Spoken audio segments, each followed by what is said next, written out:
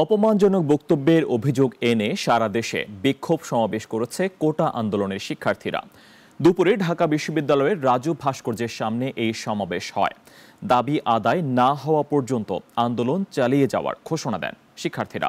অলিউল রানের রিপোর্ট।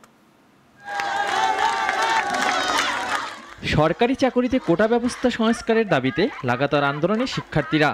বৈষম্য বিরোধী এই আন্দোলনে ঘি ঢালে প্রধানমন্ত্রী শেখ হাসিনার চীন সফর পরবর্তী সংবাদ সম্মেলনে করা এক মন্তব্য।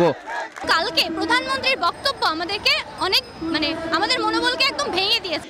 দুপুর 12:30টার দিকে রাজু ভাস্কর্যের সামনে অবস্থান নিতে শুরু করে শিক্ষার্থীরা।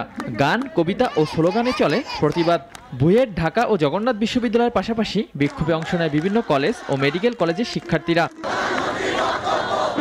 আন্দোলনকারীরা গতকালের স্লোগানে কিছুটা পরিবর্তন এনে প্রধানমন্ত্রীর মন্তব্য প্রত্যাহারের দাবি জানান।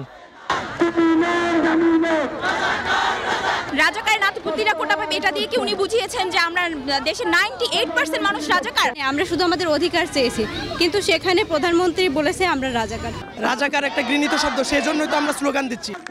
সংসদে আইন পাশ করে কোটা বৈষম্য রোধের দাবি না মেনে নিলে আন্দোলন চলবে, জানান শিক্ষার্থীরা। আমরা এই রাজাকারের ট্যাগ নিয়ে ঘরে ফিরবো না, ফয়সালা আজকে রাজপথে দিতে হবে। অতএব রাজপথ থেকেই ফয়সালা নিয়ে তবেই আমরা ঘরে ফিরতে চাই। একটা দেশে যারা চালাবে তারা যদি কোটার ভিত্তিতে নিয়োগ পায়, এই দেশে তো যোগ্য নেতৃত্বই তৈরি হবে না। কোটার ফলে আমরা একটা বৈষম্য লক্ষ্য করি। আমাদের মুক্তিযুদ্ধ করা হয়েছিল বৈষম্যকে দূর করার জন্য, কিন্তু এই কোটা আসলে আমাদের এখানে বৈষম্য নিয়ে আসছে। গতকাল আন্দোলনরত শিক্ষার্থীদের 12 সদস্যের একটি প্রতিনিধি দল দাবি আদায় রাষ্ট্রপতির কাছে স্মারকলিপি দেয়। অলিউল রানী, নাগরিক, ঢাকা। ওয়ালটন ফ্রিজ কিনে অনেকের মতো আপনিও হয়ে যেতে পারেন মিলেনিয়াল। সেরা পণ্যের সেরা অফার।